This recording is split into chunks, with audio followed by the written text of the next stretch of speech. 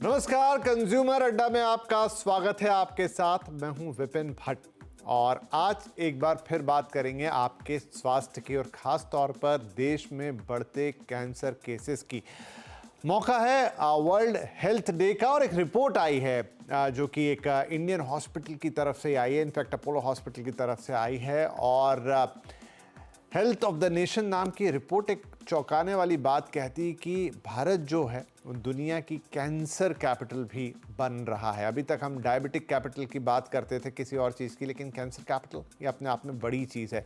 आइए आपको पहले इस रिपोर्ट के बारे में बताते हैं और फिर इस पर आज हम बातचीत करेंगे। तो कैंसर के जो हालात हैं वो काफ़ी चिंताजनक है। रिपोर्ट में कहा गया है कि भारत दुनिया की कैंसर कैपिटल बन रहा है। ख़ास तौर पर युवाओं में कैंसर के लक्षण सबसे ज़्यादा हैं। अब इस बात के क्या मायने हैं आगे समझेंगे। युवाओं में ज़्यादातर एडवांस स्टेज कैंसर, मतलब कैंसर के साथ एक बहुत बड़ी प्रॉब्लम यह है कि डिटेक्ट तब होता है जब काफ़ी एडवांस स्टेज पे चला जाता है, उससे पहले सिम्टम्स नहीं आते हैं। भारत में स्क्रीनिंग दूसरे देशों के मुकाबले काफ़ी ज़्यादा कम है। कई बार ये भी तर्क आता है कि स्क्रीनिंग ज़्यादा है इसलिए मामले ज़्यादा दिख रहे हैं, लेकिन अगर हम दूसरे देशों से तुलना करें स्क्रीनिंग काफ़ी कम है, नहीं तो शायद ये मामले और ज़्यादा दिखाई देंगे। अपोलो हॉस्पिटल की हेल्थ ऑफ नेशन ये रिपोर्ट है, जैसा मैंने आपको कहा। इसके अलावा ये रिपोर्ट कहती है कि ये नॉन कम्युनिकेबल डिसीज़ेस के बारे में भी बताती है और कहीं ना कहीं उनका लिंकेज भी जोड़ती है। 3 में से 1 भारतीय प्री डायबिटिक है, इस रिपोर्ट का कहना है। मतलब उसे पता है कि नहीं पता ये अलग बात है, लेकिन वो प्री डायबिटिक है, यानी अब डायबिटीज़ की तरफ धीरे धीरे बढ़ रहा है। उसी तरह 3 में से 2 प्री हाइपरटेंसिव हैं, यानी धीरे धीरे वो हाइपरटेंशन की तरफ बढ़ रहे हैं, ब्लड प्रेशर वाली बीमारी जिसको हम कहते हैं उसकी तरफ जा रहे हैं। और साथ में 10 में से 1 प्री हाइपरटेंशन का शिकार है। वही बात कि 10 में से 1 आदमी ऑलमोस्ट उस कगार पे पहुंचा। ये रिपोर्ट स्ट्रेस के बारे में भी बात करती है कि बहुत सारे लोग स्ट्रेस से भी दो हाथ कर रहे हैं। तो आइए इस चर्चा की शुरुआत करते हैं। हमारे साथ कार्यक्रम में जुड़ रहे हैं इंद्रप्रस्थ अपोलो हॉस्पिटल के मेडिकल ऑन्कोलॉजी में senior consultant doctor Manish Singhal, Dharamshila Narayana hospital के सर्जिकल ऑन्कोलॉजी के डायरेक्टर डॉक्टर अंशुमन कुमार और स्टार इमेजिंग पैथ लैब्स के पब्लिक डायरेक्टर और public health analyst doctor Sameer Bhati. आप सभी का बहुत बहुत स्वागत है। तो डॉक्टर सिंघल, चूंकि रिपोर्ट आपके संस्थान से ही आ रही है तो मैं आप ही से शुरुआत करता हूं। नो डाउट इंडिया में कैंसर केसेस काफ़ी तेज़ी से बढ़ रहे हैं और अब तो हम बहुत रेगुलरली सुनने लगे हैं कि कैंसर है या नहीं, इस तरह का कैंसर डिटेक्ट हुआ। लेकिन हम धीरे धीरे वर्ल्ड कैपिटल ऑफ कैंसर की तरफ बढ़ रहे हैं। ये कौन से फैक्ट हैं जो इस बात को एस्टेब्लिश कर रहे हैं? देखिए, सबसे पहले तो नमस्कार। मैं यहाँ बताना चाहूँगा, बड़ी इम्पोर्टेंट बात है। अगर हम कैंसर इंसिडेंस की बात करें, नंबर ऑफ कैंसर केसेस पर 1 लाख पॉपुलेशन, ये कैंसर इंसिडेंस होता है। ये कैंसर इंसिडेंस आज भी हमारे देश में और प्रगतिशील देशों से, यानी कि वेस्टर्न वर्ल्ड से काफ़ी कम है।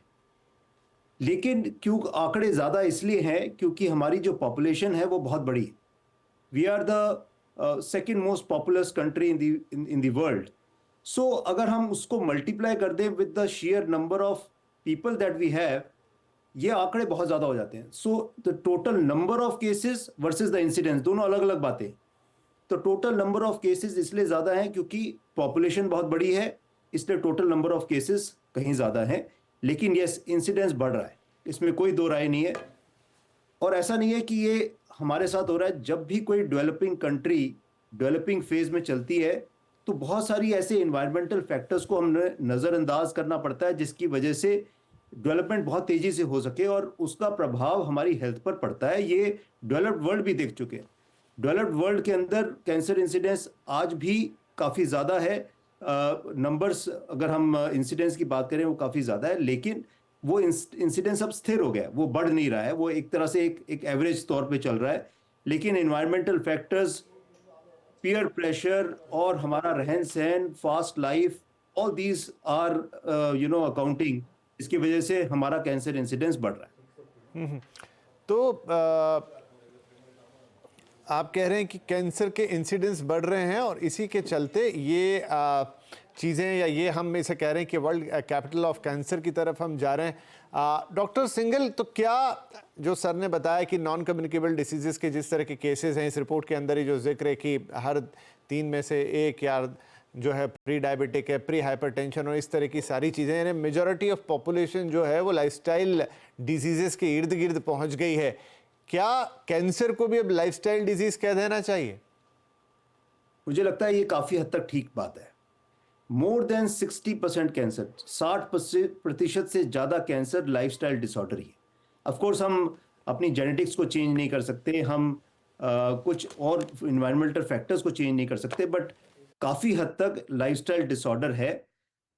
ऑलमोस्ट 20 to 30% कैंसर्स तंबाकू की वजह से होते हैं, अनदर 10% कैंसर्स अल्कोहल की वजह से, यानी कि शराब पीने की वजह से होते हैं, कुछ सेडेंटरी लाइफस्टाइल ओबेसिटी की वजह से होते हैं। तो तकरीबन 60% कैंसर्स लाइफस्टाइल डिसऑर्डर की वजह से ही होते हैं, इसमें कोई दो राय नहीं। जी, तो देखिए, लंग कैंसर या शराब पीना ये तो हमको समझ में आता है डॉक्टर अंशुमन, लेकिन बहुत सारे लोगों में अब वो जो कैंसर डिटेक्ट हो रहा है वहाँ पर ये सवाल उठता है कि ना तो ये व्यक्ति शराब पीता था, ना ये व्यक्ति कोई सिगरेट पीता था, इनकी तो लाइफस्टाइल भी अच्छी थी, इनका सब कुछ अच्छा था, लेकिन बावजूद इनको कैंसर हो गया, कोई फैमिली हिस्ट्री भी नहीं थी। ऐसे सवालों के क्या जवाब है? विपिन साहब, आपने दुखती रग, भारत की दुखती रग, खास करके कैंसर के नए पनपते रोगियों के दुखती रग को आपने छू दिया कि जिसने ना कभी सिगरेट पी, ना शराब पिया, ना तंबाकू खाया और सो कॉल्ड लाइफस्टाइल भी उसकी अच्छी रही, तो हुआ क्या उसके साथ? हुआ ये कि हर खाना यहाँ एडल्ट्रेटेड है। फूड एडल्ट्रेशन मेजर प्रॉब्लम है कंट्री की। जो पैकेट फूड है, खास करके मेट्रो सिटी में रहने वाले, दिल्ली मुंबई जैसे रहने वाले हाइपर मार्केट के सामान पे निर्धारित हैं, उनके खाने में किस तरह से क्या केमिकल हैं, इसकी कोई गुणवत्ता की जांच नहीं है। आपकी सब्जियों में, दूध में हैवी मेटल्स हैं। बच्चों के खाने में एक्सेस स्वीटनर है, जो आप अगर रिकमेंडेशन देखिए 15 ग्राम पर डे का अगर शुगर का रिकमेंडेशन है, तो आज हिंदुस्तान का हर बच्चा 60 ग्राम पर डे खा रहा है, और ये हाइपर इंसुलिनीमिया स्टेज कराता है, जो कैंसर का प्रोमोटर है, कैंसर बनाता है। आपके वातावरण का प्रदूषण, जल प्रदूषित, वायु प्रदूषित, भोजन मैंने बता ही दिया प्रदूषित। आज ऐप बेस्ड फूड का सिस्टम हुआ, जो प्लास्टिक के डब्बे में गर्म खाना पैक होके आया, बिस्फेनॉल ए, थैलेट्स लीच किया। सर्कैडियन रिदम डिस्टर्ब है, रात को 3 बजे आपने ऑर्डर करके खाना मंगवाया, खाना थोड़ा खाया, थोड़ा बचा, फ्रिज में डाला, अगले दिन माइक्रोवेव में गर्म करके खाया। These are hidden factors. और इस तरह की अनगिनत चीजें, कुछ दिनों आपने पहले सुना होगा कॉटन कैंडी की बात हुई थी, जब रोडामिन बी डाई की बात हुई कि लाल जो रंग बनाते हैं, आप पोटैटो, चिली पोटैटो और इस तरह खाने जो फास्ट फूड का मंगाते हैं, उसमें भी रोडामिन बी है, जो एक कैंसर का कारक है। इस तरह से कोई क्वालिटी कंट्रोल जो हम ऑब्वियसली एक्सपेक्ट करते हैं, गवर्नमेंट एजेंसी का काम होता है, पब्लिक कैसे जानेगी क्वालिटी एश्योरेंस है कि नहीं, ये बहुत बड़ा एक कारक है, नंबर 1। Number 2, individual lifestyle. आप पाश्चात्य जीवन के, पाश्चात्य देशों के बुरी चीजों को तो एडॉप्ट कर रहे हैं, जैसे फास्ट फूड, लेकिन आपने एक्सरसाइज एडॉप्ट नहीं की, उनके लाइफस्टाइल को अडॉप्ट नहीं किया, ऑर्गेनिक तरीके से उनकी सब्जियां उग रही उसको अडॉप्ट नहीं किया, तो बुरी चीजें अडॉप्ट कर ली, अच्छी चीजें अडॉप्ट नहीं की, तो आपके ऊपर बर्डन बढ़ गया। और स्ट्रेस, तनाव, हैप्पीनेस इंडेक्स में हिंदुस्तान 112वें नंबर पे पहुंच गया है, 125 तक काउंटिंग होती है। तनाव itself directly as well as indirectly is responsible for oxidative stress, reactive oxygen radical leading to DNA damage and cancer. ये मिला जुला सार तत्व विज्ञान कहता है कि भारत में कैंसर क्यों बढ़ रहा है, तो वैज्ञानिक तथ्य है इसके पीछे। जी नहीं, ये काफ़ी गहरी और बड़ी बातें हैं कि अब्यूजिंग लाइक कैंसर अब्यूज़ या मतलब अल्कोहल अब्यूज़ और ये सिगरेट और ये तमाम चीज़ें ये तो थे, लेकिन अब जो हम खान पान कर रहे हैं, अब जो हमारी लाइफस्टाइल हो गई है, वो सब भी कैंसर के कारक बन रहे हैं और बड़े अनएक्सप्लेन्ड से हैं ये। भाटी साहब, एक और तथ्य है जो मैं लेकर आना चाहूँगा कि अभी इतनी बड़ी पॉपुलेशन और उसी में इतने कैंसर केस आने लग गए हैं, और जब मैं देख रहा हूँ आंकड़े स्क्रीनिंग के, तो वो तो दूसरे देशों के मुकाबले अभी कहीं स्टैंड ही नहीं करते। 1%, 2%, जबकि जो दूसरे कंट्रीज़ हैं या डेवलप्ड कंट्रीज़ हैं वहाँ तो स्क्रीनिंग के लेवल बहुत ज़्यादा हैं। तो हम ये माने कि अभी तो जो हमको टिप ऑफ द आइसबर्ग जिसको कहते हैं वो दिख रही है, अगर आप उस लेवल पे स्क्रीनिंग करेंगे तो ये केसेस और भी कई गुना ज़्यादा दिखेंगे। बिल्कुल बिल्कुल। देखिए, स्क्रीनिंग का मतलब तो ये है कि जब आपको लक्षण नहीं है और हम पॉपुलेशन में एक मतलब कैंपेन कर रहे हैं, स्क्रीनिंग कर रहे हैं और उसके अंदर कई बार कोई केस डिटेक्ट हो गया, या आप प्रिवेंशन की भी बात करें तो देखिए, प्रिवेंशन पे भी या डायग्नोस्टिक पे आप जब पहुंच रहे हैं तब तक तो सिम्टम्स आ चुके होते हैं ना। पर अभी जैसे आपने अपनी रिपोर्ट बताई, जो देख रहे थे इस रिपोर्ट में, कि ज्यादातर कैंसर के साथ प्रॉब्लम क्या होती है कि एडवांस स्टेज में डिटेक्ट होते हैं। कि हम बात करें स्टेज 3 या स्टेज 4 के ऊपर, तो वहां पर बहुत बड़ी चुनौती आ जाती है। देखिए, स्क्रीनिंग तो एक बहुत ही अच्छा टूल है, जो हमारे कुछ कैंसर्स ऐसे हैं जिनकी संख्या ज्यादा है पर वो स्क्रीनेबल है, मतलब हम उनको स्क्रीन कर सकते हैं, समय से डिटेक्ट कर सकते हैं और पूरी तरह से फिर उनका ट्रीटमेंट भी हो जाता है। तो निश्चित तौर पे स्क्रीनिंग टूल बढ़ाने की जरूरत है दोनों तरह से, कि जो गवर्नमेंट स्तर पे हमारे प्राइमरी हेल्थ सेंटर हो गए, हमारे वेलनेस सेंटर हो गए, यहाँ पर एटलीस्ट ब्रेस्ट का स्क्रीनिंग हो जाए, आपका माउथ का, जैसा ओरल कैंसर बढ़ रहे हैं काफी, उसका स्क्रीनिंग हो जाए, और खास तौर पे हमारे जो भी स्क्रीनेबल कैंसर्स हैं उनका हम इजीली स्क्रीन कर सकते हैं। ऐसे बेसिक वाले सर्वाइकल कैंसर की स्क्रीनिंग बहुत आसानी से हो सकती है। तो इसमें ये कुछ चीजें जरूरी है। एक और थोड़ा सा कंफ्यूजन रहता है कि चलिए, कुछ लोग जो हैं थोड़ा सा हेल्थ कॉन्शियस है और वो प्रिवेंशन के ऊपर ध्यान देते भी हैं, तो वहां पर भी थोड़ा कुछ कंफ्यूजन रह जाता है कि जैसे आप कुछ अपने टेस्ट करा रहे हैं, आप अपना हेल्थ चेकअप करा रहे हैं, तो आपको लगा कि आपने ब्लड टेस्ट करा लिए, ब्लड टेस्ट से आपका ये नहीं हुआ कि आपका स्क्रीनिंग वाला पर्पज सॉल्व हो गया, आपका प्रिवेंटिव कैंसर स्क्रीनिंग का पर्पज सॉल्व हो गया। जैसे हम फीमेल्स में बात करें, फीमेल्स में देखें तो सबसे ज्यादा breast cancer and cervical cancer के मामले काफी ज्यादा है, और दोनों ही बहुत आसानी से स्क्रीन हो सकते हैं और उनके लिए प्रिवेंटिव टूल अवेलेबल है। तो जैसे ब्रेस्ट कैंसर है, उसके लिए एक स्पेसिफिक एज ग्रुप में अपने डॉक्टर से बात करके सेल्फ ब्रेस्ट एग्जामिनेशन के लिए तो जैसे बताया जाता है, साथ के साथ मेमोग्राफी या अल्ट्रासाउंड, या उसके लिए और भी एडवांस्ड चीजें अवेलेबल है, जैसे मल्टी पैरामीट्रिक एमआरआई वगैरह। ऐसे ही सर्वाइकल कैंसर के लिए पैप्समियर, एचपीवी डीएनए, तो ये आपकी गायनी आपको सजेस्ट कर सकती है। तो ये स्क्रीनिंग जरूरी होती है कराने के लिए, खासतौर पे महिलाओं के लिए। पुरुषों में जैसा देखिए, भारत के अंदर प्रोस्टेट कैंसर काफी ज्यादा बढ़ रहा है, ओरल कैंसर के अंदर भी थोड़ी हमें अवेयरनेस बढ़ाने की जरूरत है, खासतौर पे कि जो किसी भी तरह के टोबैको का इस्तेमाल करते हैं, तंबाकू का सेवन करते हैं।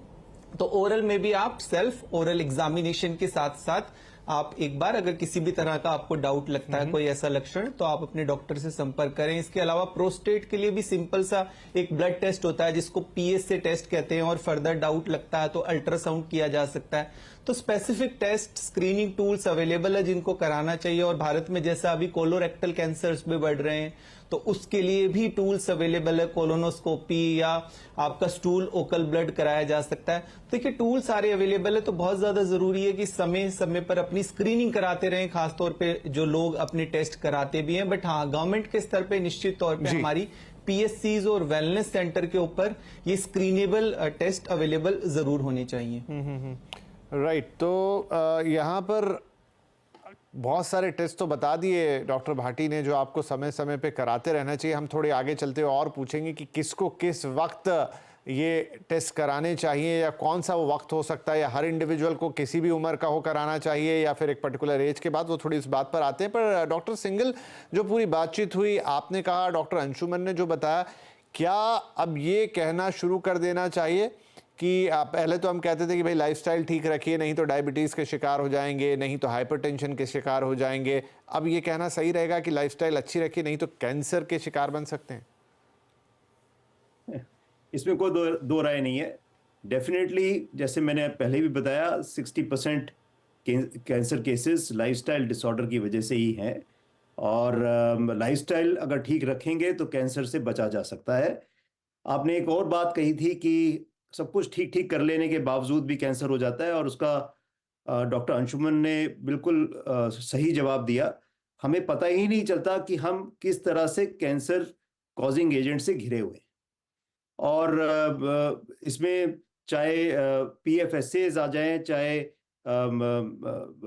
बीपीए आ जाए, बिस्फेनॉल ए की बात हुई, और कितने सारे केमिकल्स से हम घिरे हुए हैं। और एयर पोल्यूशन, उसके बारे में कोई चर्चा ही नहीं करता। मतलब air pollution by itself causes 8 cancer, 8 से भी ज्यादा कैंसर्स एयर पोल्यूशन की वजह से होते हैं। आपको सुनकर अचंभा होगा शायद कि ब्रेस्ट कैंसर भी एयर पोल्यूशन की वजह से होता है। लास्ट ईयर एक स्टडी फ्रेंच पॉपुलेशन में पब्लिश हुई जहाँ पे एयर पोल्यूशन बहुत कम है, बट उन्होंने दिखाया कि आपके कॉल रिकॉर्ड्स यानी कि आपके कॉलिंग रिकॉर्ड से उन्होंने अंदाजा लगाया कि आप शहर में किस जगह रहते हैं और कितने एयर पोल्यूशन से आप अफेक्टेड हैं। 10 साल की स्टडी करके उन्होंने दिखाया कि अगर एयर पोल्यूशन लेवल्स ज़्यादा एक्सपोज्ड हैं आप, तो ब्रेस्ट कैंसर का इंसिडेंस बढ़ जाता है। बताइए, और हमारे यहाँ तो आंकड़े AQI के 800 900 इस तरह के आंकड़े हैं, तो ये सब भी तो कारण है कैंसर होने का। नहीं, सही कह रहे हैं डॉक्टर साहब आप। अब देखिए, अडल्ट्रेटेड फूड हो गया, अडल्ट्रेटेड एयर हो गई, अडल्ट्रेटेड वाटर हो गया। अब मैं लाइफस्टाइल में भी जोड़ दूं अडल्ट्रेटेड, जो सर कह रहे थे कि सर्कैडियन रिदम है, खाना पीना, बहुत सब कुछ आगे पीछे हो गया। स्ट्रेस के लेवल की तो कोई कमी नहीं, मतलब हमारे इर्द गिर्द हर वो चीज़ है जो हमें कैंसर कर सकती है। तो एक छोटा ब्रेक, लेकिन बड़ा सवाल, क्या कोई तरीका है कि आप या मैं या सब लोग इसे अपने लेवल पर कुछ करके रोक सकते हैं? अब हवा को तो एक इंडिविजुअल आदमी नहीं बदल सकता, ना एकदम से खाने को बदल पाएगा, ना पानी को बदल पाएगा, लेकिन क्या वो खुद को थोड़ा बदल के इस चैलेंज को या इस खतरे को थोड़ा बहुत भी कम कर सकता है? ये एक बड़ा सवाल इस छोटे से ब्रेक के बाद। Welcome back. आज बात हो रही है बेकाबू होते कैंसर की। अपोलो हॉस्पिटल की एक रिपोर्ट जो कहती है कि धीरे धीरे भारत जो है अब वर्ल्ड की कैंसर कैपिटल भी बढ़ रहा है, इंसिडेंसेस बढ़ रहे हैं, और उसके पीछे इतने सारे कारण, इतनी सारी चीज़ें जिन्हें शायद रातों रात कंट्रोल करना या एकदम से कंट्रोल करना तो शायद बहुत मुश्किल होगा। डॉक्टर अंशुमन, सबसे बड़ा सवाल अब यही कि देखिए, फूड एडल्ट्रेशन हम सब जानते हैं, लेकिन वो किसी एक व्यक्ति के हाथ में नहीं है। एयर का पोल्यूशन भी किसी एक व्यक्ति के हाथ में नहीं है। ऐसे बहुत सारी चीज़ें, लेकिन क्या ऐसा कुछ है जो एक इंडिविजुअल कर सकता है ताकि इस खतरे को कुछ कम कर सके अपने ऊपर आने से? जी बिल्कुल।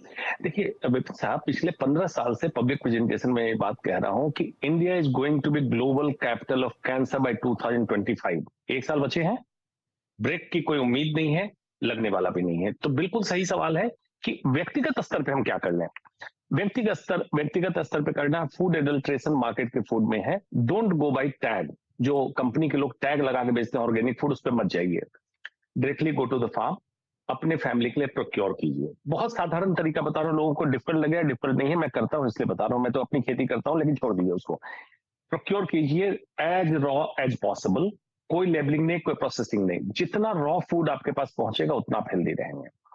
Similarly minimalism, concept of minimalism, जितनी जरूरतें अपनी कम करें, बेवजह की मॉडर्नाइजेशन में उलझने की जरूरत नहीं। अगर वाकई आप बीमारियों से बचना चाहते हैं तो बैक टू बेसिक्स, जो हमारे लाइफस्टाइल का तरीका था, जो ह्यूमन सिविलाइजेशन इवॉल्व हुआ, जैसे हम रहते थे, ट्राई टू डू दैट। उसमें क्लोज टू सनराइज जागिए, क्लोज टू सनसेट सोइए, खाना खाइए, अपने लाइफ को नॉर्मलाइज कीजिए जितना हो सके। उसमें कुछ जॉब नौकरी पेशा के समस्या होती है, उसको एडजस्ट करें।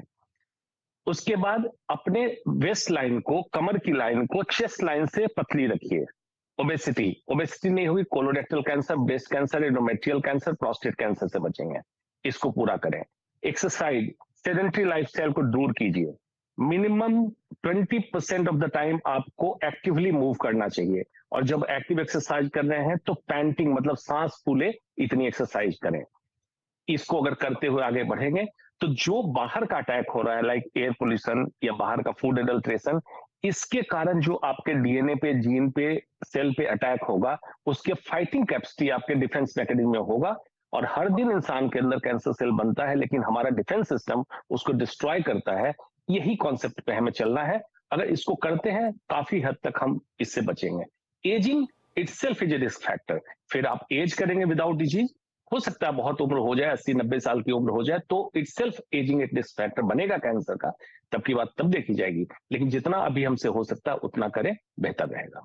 जी, तो डॉक्टर साहब आप ये कह रहे हैं कि कैंसर, और ये बात तो हमने कई जगह पढ़ी सुनी भी है कि कैंसर सेल तो हमारे अंदर एग्जिस्ट करता ही है, सिर्फ हमारा जो इम्यून सिस्टम है उससे लगातार लड़ता रहता है, इसलिए हमें कैंसर्स नहीं होते।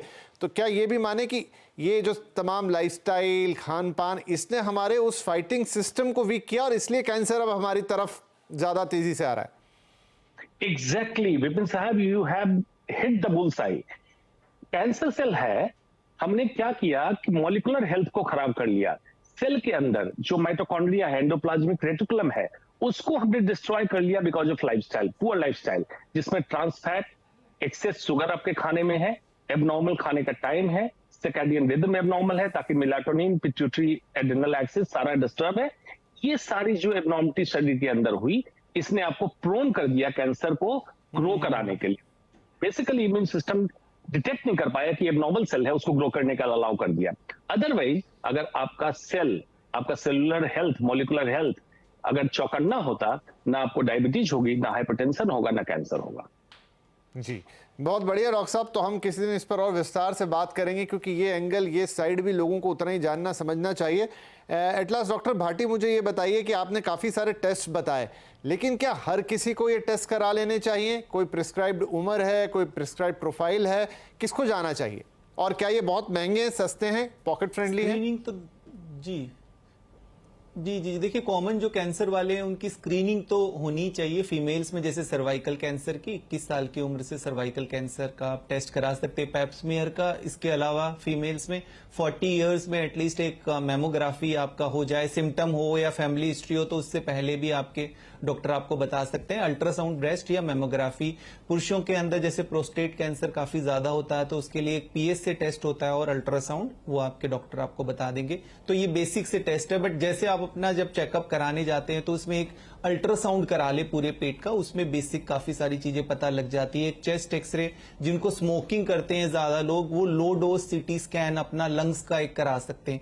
तो ये कुछ टेस्ट है जो करा लेने चाहिए और जो कैंसर काफी ज्यादा प्रिवेलेंस है। तो जो आपने टेस्ट अभी बताए और पहले बताए, क्या बहुत खर्चीले हैं? देखिए, ये कोई बहुत ज्यादा एक्सपेंसिव टेस्ट नहीं है, बड़े बेसिक से टेस्ट हैं, तो ये रूटीन में आप करा सकते हैं, कोई बहुत ज्यादा कॉस्टली नहीं है। ठीक है डॉक्टर सिंघल, अभी हम जिस रेट से बढ़ रहे हैं और नॉन कम्युनिकेबल डिसीज भी जिस रेट से बढ़ रही हैं, क्या कोई चांसेस हैं कि आगे चलते हुए ड्यू टू जो सारी बातें हम कर रहे हैं, गवर्नमेंट के जो एफर्ट है, ये रेट नीचे आएगा? इसका कोई आंकड़ा, कोई नंबर आपके रिपोर्ट में कि उसके ऊपर प्रिवेंटिव क्या किया जा रहा है? देखिए, आंकड़े गिरते हुए तो नजर नहीं आ रहे। हमारा कैंसर इंसिडेंस है तकरीबन 120 न्यू कैंसर केसेस पर 1 लाख पॉपुलेशन। यही आंकड़ा अगर हम अमेरिका का देखेंगे तो ये है 300 से 400। अगर हम बढ़ रहे हैं और हम वहां तक पहुंचते हैं तो आप अंदाजा लगा सकते हैं कि इतनी बड़ी पॉपुलेशन में total number of cancer cases कितने ज्यादा हो जाएंगे। सो आंकड़े गिरते हुए नजर नहीं आ रहे हैं और मुझे उम्मीद भी नहीं है कि ये बहुत जल्दी गिरेंगे। प्रिवेंशन के ऊपर कम काम हो रहा है, अर्ली डिटेक्शन के ऊपर ज्यादा काम हो रहा है, ट्रीटमेंट के ऊपर ज्यादा काम हो रहा है, लेकिन प्रिवेंशन के ऊपर काम बहुत मुश्किल है। बहुत लंबे समय में इसके रिजल्ट्स आएंगे और मुझे लगता नहीं है कि इतनी जल्दी हम प्रिवेंशन के ऊपर कुछ बात कर पाएंगे। और जैसे डॉक्टर अंशुमन ने भी बताया, आई थिंक बहुत अच्छे तरीके से उन्होंने ये बात रखी है कि किस तरह से आप अपनी निजी जिंदगी में क्या क्या मॉडिफिकेशंस ला सकते हैं जिससे आप कैंसर से बच सकते हैं, जिसमें रेगुलर एक्सरसाइज करना और अपने जीवन शैली को तरीके से, जैसे कि बैक टू बेसिक्स की बात उन्होंने कही, मुझे बहुत अच्छी लगी वो बात। बिल्कुल बैक टू बेसिक्स जाने से डेफिनेटली कैंसर से बचा जा सकता है। आजकल हमारी average age of marriage, average age of child birth, average time जितना हम देते हैं दूध पिलाने में, वो औरतों में बहुत उसमें बदलाव देखा गया है और ये भी एक बहुत बड़ा प्रमुख कारण है कैंसर का। तो जीवन शैली को तरीके से अगर हम करते हैं, तरीके से निभाते हैं, तो डेफिनेटली कैंसर से बचा जा सकता है। ये एक तरीका है जिससे मुझे लगता है कि कैंसर में हम प्रिवेंशन के ऊपर काम जी बिल्कुल। और मेरे को लगता है कि अब हम यहाँ से थोड़ी आगे बढ़ते हुए प्रिवेंशन पे ज़्यादा बात करेंगे। डिटेक्शन और उसके इलाज पर ठीक है, वो एक बड़े लेवल पे होना चाहिए, अब जितनों को जो प्रॉब्लम है उसका भी निदान हो, लेकिन अगर प्रिवेंशन पे ज़्यादा बात की जाए तो बड़ी जनसंख्या को और ख़ासतौर पे हमारे यंगस्टर्स को इससे बचाया जा सकता है, क्योंकि वही इस समय सबसे ज़्यादा एक्सपोज हैं, एडल्ट्रेटेड फूड हो या तमाम चीज़ें। तो आगे चलते हुए एक बार फिर प्रिवेंशन पे एक शो लेकर आएंगे, क्योंकि वहीं से चीज़ें बदलेंगी। बहुत शुक्रिया आप तीनों ही मेहमानों का, आज वक्त निकाला आपने और जागरूकता के लिए इतना अहम योगदान दिया।